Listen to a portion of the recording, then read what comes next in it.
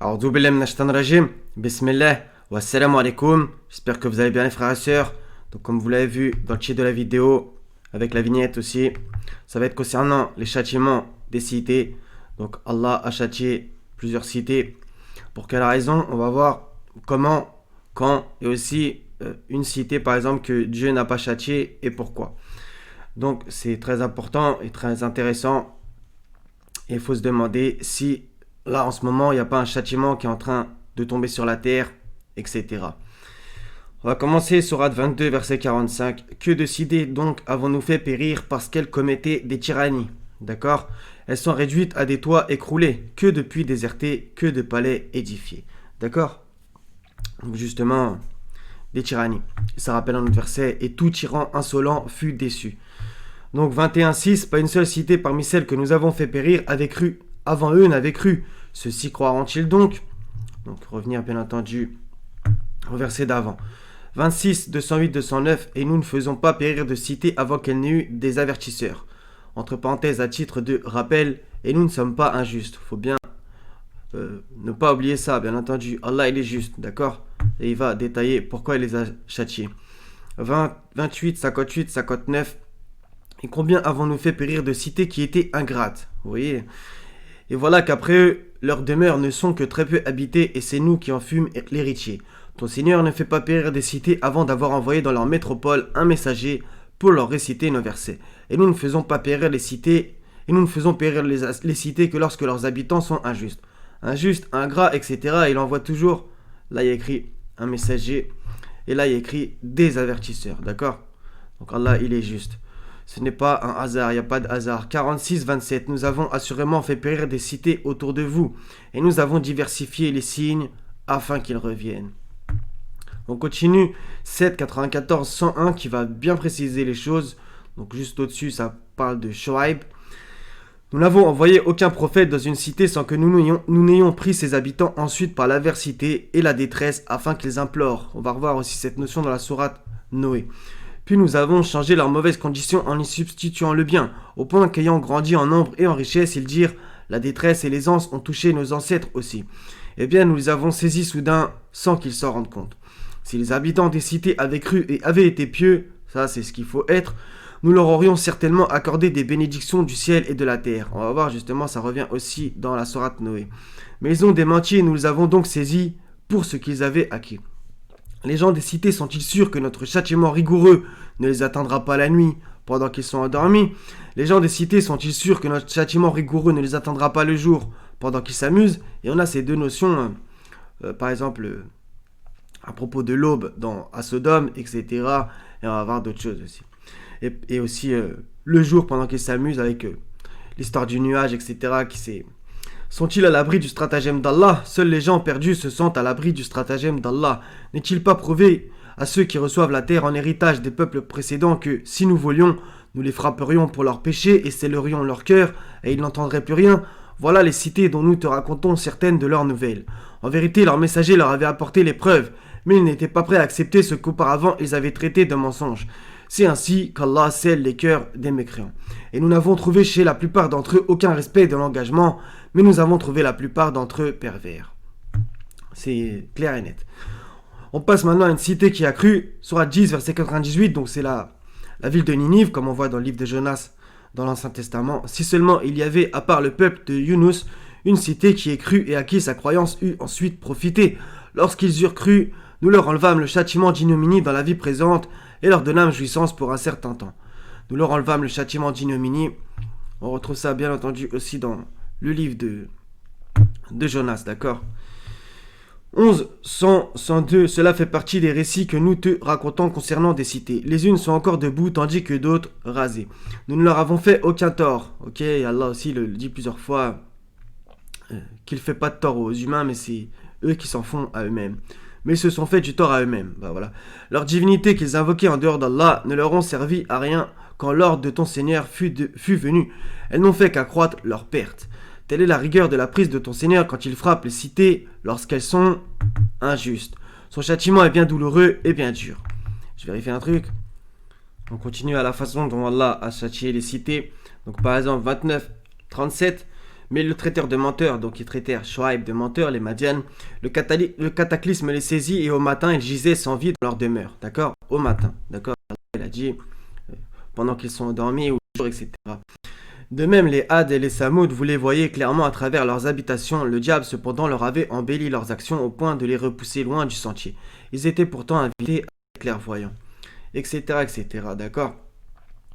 Celui-là est très intéressant, le 40. Nous saisîmes donc chacun pour son péché, et il y en eut sur qui nous envoyâmes un ouragan, d'accord? Il y en eut que le cri saisit, il y en eut que nous fîmes engloutir par la terre, et il y en eut que nous noyâmes, d'accord? Ça c'est très intéressant, il y a les descriptions.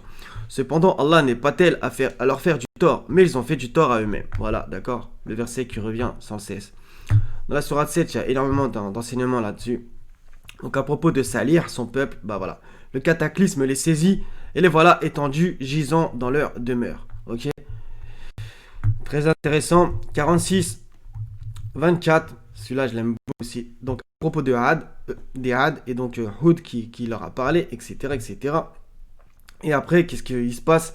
Puis, voyant un nuage se dirigeant vers leur vallée, ils dirent: voici un nuage qui nous apporte de la pluie. Au contraire, c'est cela même que vous cherchiez à hâter. C'est un vent qui contient un châtiment douloureux, détruisant tout par le commandement de son Seigneur.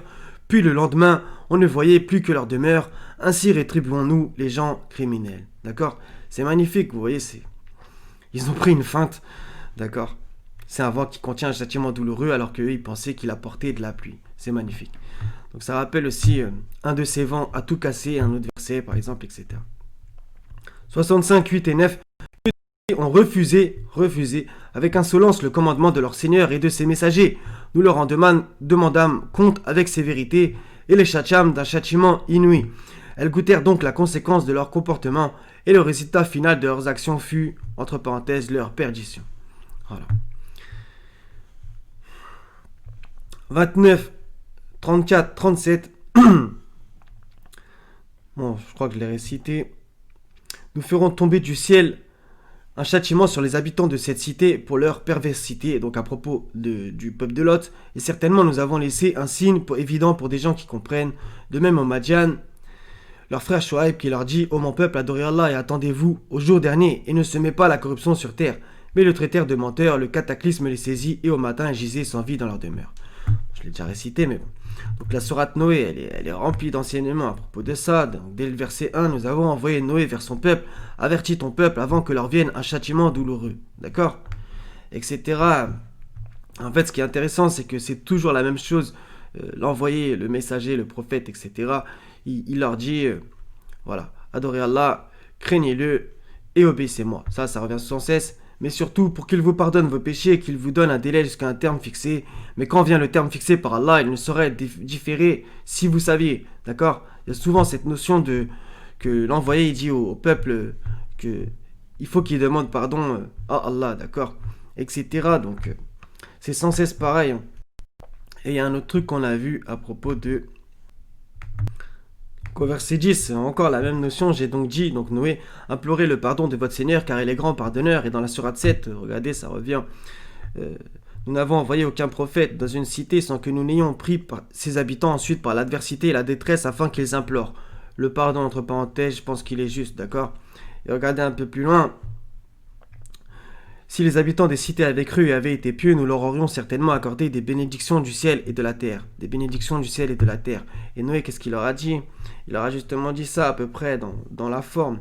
Et pour qu'il vous envoie du ciel des pluies abondantes et qu'il vous accorde beaucoup de biens et d'enfants et vous donne des jardins et vous donne des rivières, etc. D'accord? Voilà, donc ça sera tout les frères et sœurs. Et finalement... à partir du verset 26 jusqu'au 27, regardez l'invocation. Seigneur, ne laisse sur la terre aucun infidèle. Si tu les laisses, ils égareront tes serviteurs et n'engendreront que des pécheurs infidèles. D'accord? Donc toute cette sourate, nous, ça dure 28 versets, mais ça a duré sûrement très longtemps pour Noé. D'accord? Des fois, en un verset, il se passe énormément de temps. Donc voilà. Donc ça, c'est à la toute fin qu'il a eu cette invocation, bien que la 28, voilà, c'est autre chose. Mais là, moi, je parle de la 26 et 27 à propos des infidèles, etc. D'accord? Donc voilà, les frères et sœurs, ça sera tout. Donc, petit court rappel, important à se remémorer sans cesse, comme On l'a vu, bah voilà, il y a la cité de Jonas qui, elle, s'est repentie, comme on voit dans le livre de Jonas.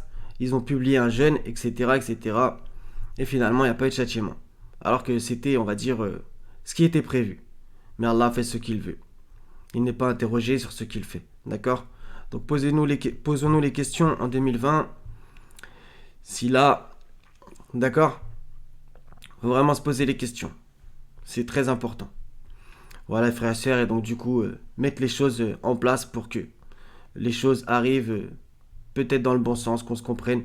Donc voilà, donc les châtier, les sauver, comme d'habitude, c'est toujours le même principe, etc. Un peu comme l'exemple de Noé avec l'arche, etc. Donc majorité de châtier et petit nombre sauvé, comme d'habitude.